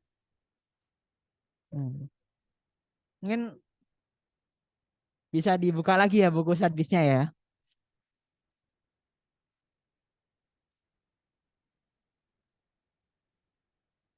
Nah ini hasilnya. Nilai Cronbach-nya kan 915 kan. Gimana sih? Hmm.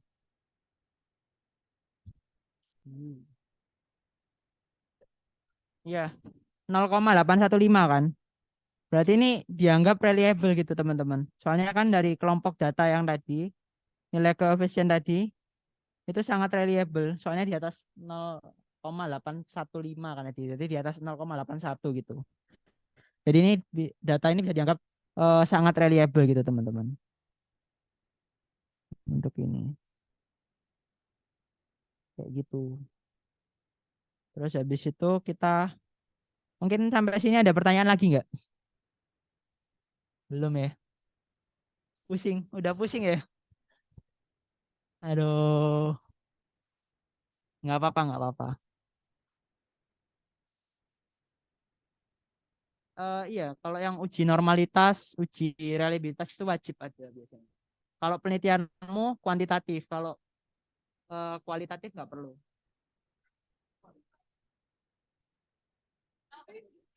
Mix itu kadang perlu, kadang enggak. Soalnya kan harus diuji kan, apakah ini benar-benar eh, reliabilitas atau data-data yang dikumpulkan itu normal apa enggak normal gitu kan.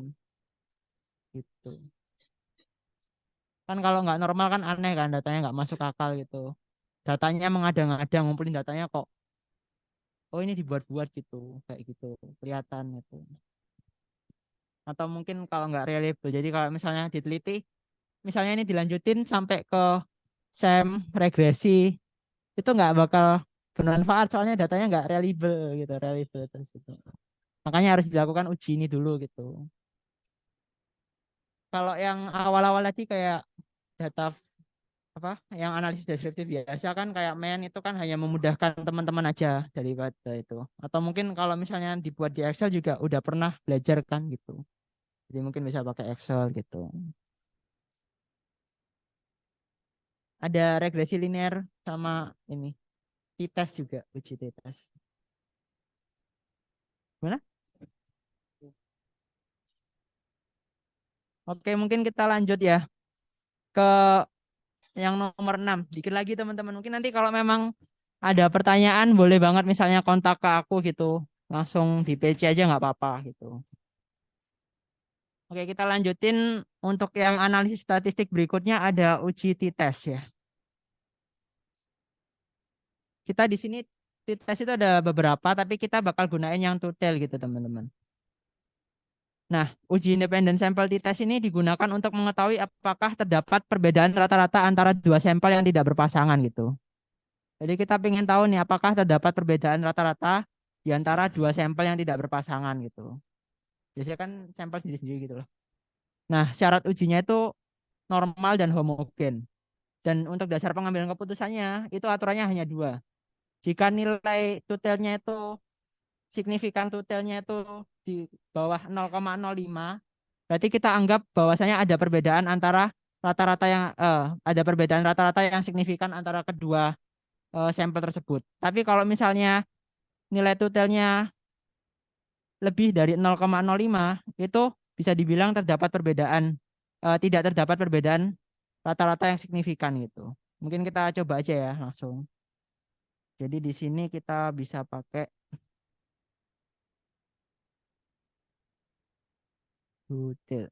Dari analisis ini kita buka ke yang ini compare means mean ini terus habis itu kita pilih yang independent sample ini.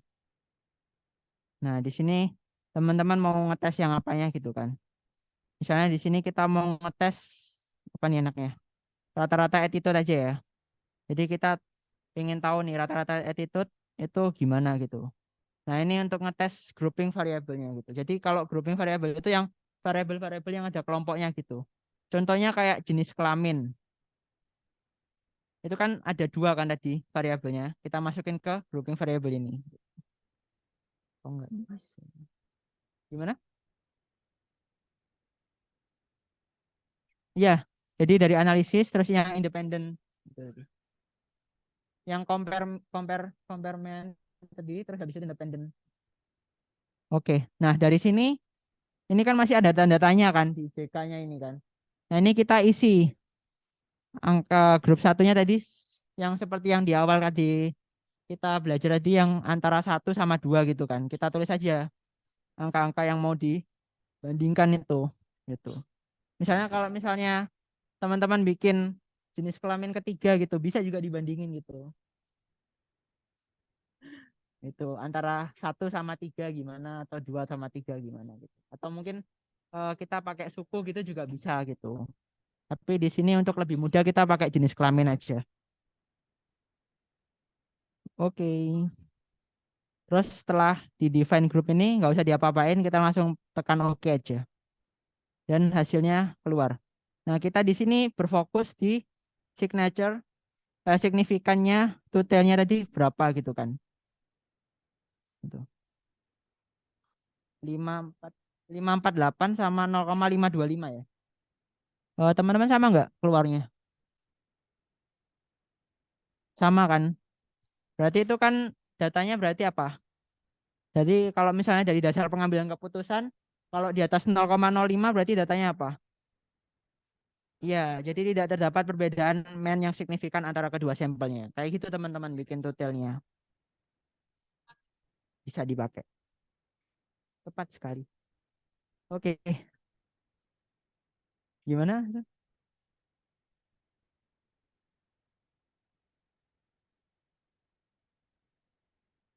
Kira-kira sampai sini ada pertanyaan nggak? Atau udah nggak kuat gitu? Atau nggak usah dilanjut?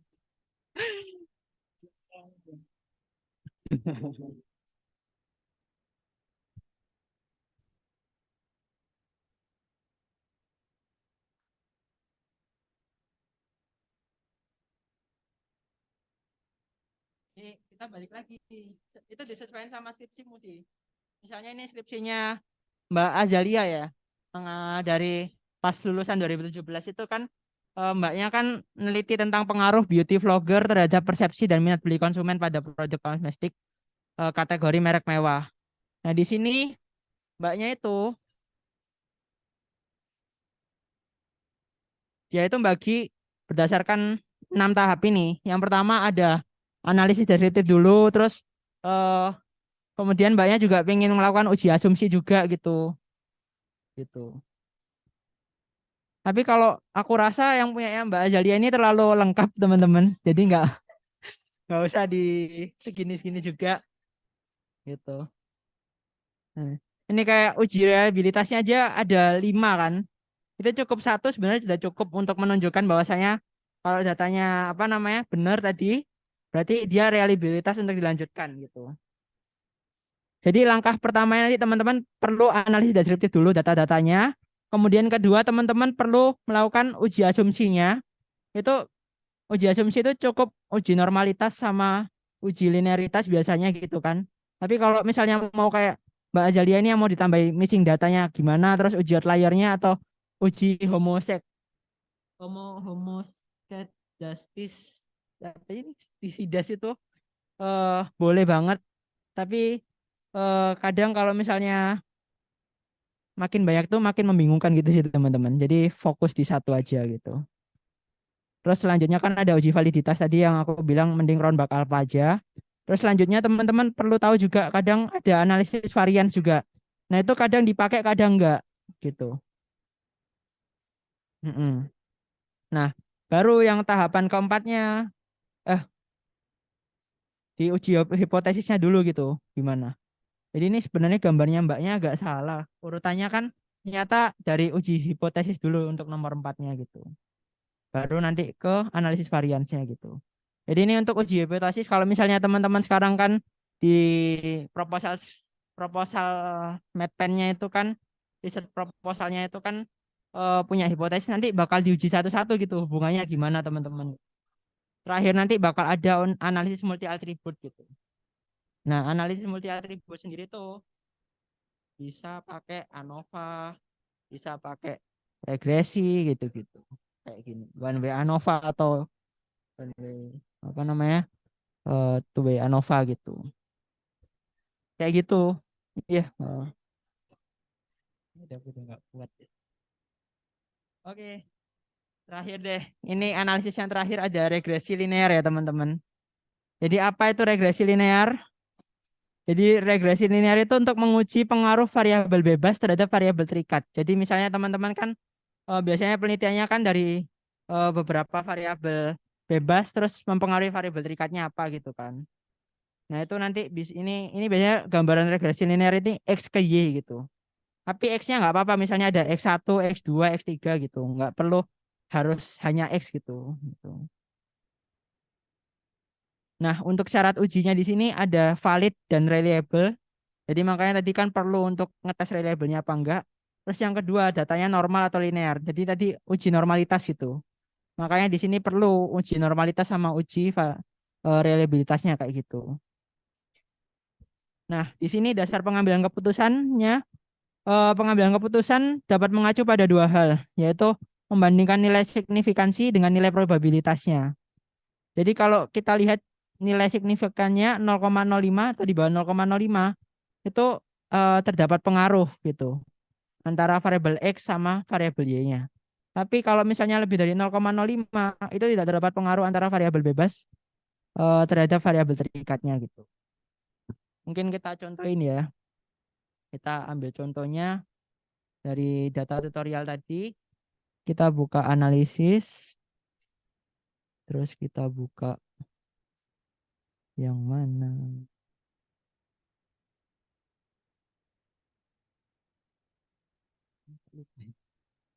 Ini nih. Jadi kita buka yang regression, terus kita buka linear. Nah, di sini kita tinggal masukin aja variabel dependennya apa. Misalnya nih kita mau membahas yang awal-awal, ini ada contoh dari Mas Bobi tentang skor UTBK gitu kan. Kira-kira variabel yang mau kita tujukan skor UTBK-nya. Nah, independen atau variabel bebasnya itu apa aja? Itu ternyata ada nilai UTS akuntansi misalnya, bisa dibilang gitu kan. Terus ada berapa berapa jam doi-nya belajar itu kan, kiranya berapa jam nih? Mungkin sehari 3 jam atau 4 jam kayak gitu. Terus yang terakhir, skor T beta apakah dipengaruhi sama level kepanikannya gitu kan? Apakah dia panik gitu selama mengerjakan ujiannya gitu. Terus kita tinggal dari sini, kita tinggal tekan OK dan hasilnya keluar. Nah, ini untuk variabel enternya gitu kan, yang variabel masukannya apa gitu. Terus dependennya kan skor UTBK-nya gitu. Ini ada juga R-nya gitu. Ini rangkuman modelnya. Nah, R sendiri itu kalau R koefisien ini bisa di zoom nggak ya?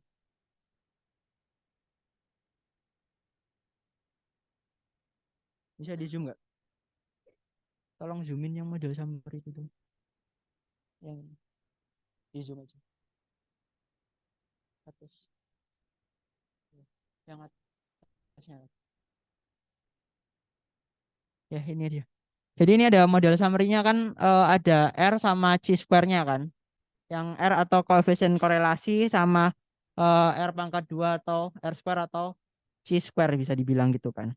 Jadi kalau koefisien korelasinya menunjukkan bahwasanya derajat ratanya itu eh, cukup erat ya, di mana di sini menunjukkan 0,884 gitu kan angkanya.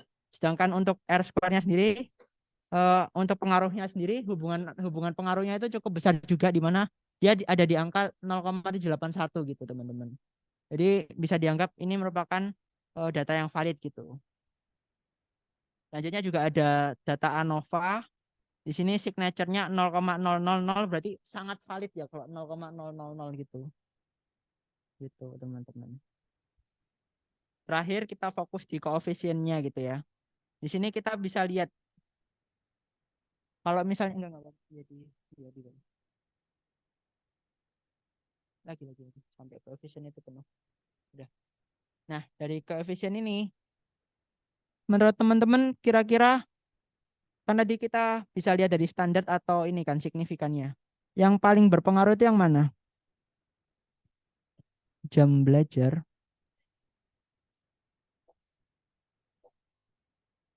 Iya kan jam belajar? Enggak. Jadi di sini kita tunjukinya pakai nilai UTS akuntansi. Kenapa jam belajar enggak? Karena dia eh, standar koefisiennya itu 0,7. Eh, malah negatif. Jadi itu bakal ngurangin nilainya gitu teman-teman. Jadi itu salah. Terus level kepanikan juga sama, itu negatif. Jadi itu bakal ngurangi poinnya gitu. Kalau misalnya kita ada rumusnya gitu. Tapi kita nggak perlu mikir sampai situ, kita fokus di signature-nya aja. Kira-kira yang mana yang paling berpengaruh. Jadi yang paling berpengaruh ternyata adalah nilai UTS akuntansi karena dia ada di bawah 0,05 gitu teman-teman. Untuk yang berapa jam belajar sama level kepanikan ini nggak seberapa berpengaruh gitu. Nah ini tadi kan tidak terdapat pengaruh. Bentar. Ya, benar kan? Jadi tidak terdapat pengaruh sama terdapat pengaruhnya tadi gitu. Soalnya tadi kan kalau yang nilai UTS dia angkanya 0,01 signifikansinya. Kalau yang jam belajar sama level kepanikan itu di atas itu. Jadi dianggapnya yang dua terakhir itu tidak terdapat pengaruh, yang pengaruhnya itu hanya di nilai UTS akuntansinya. Oke, mungkin ini yang terakhir sih. Apakah ada pertanyaan lagi? Yeay. Finish.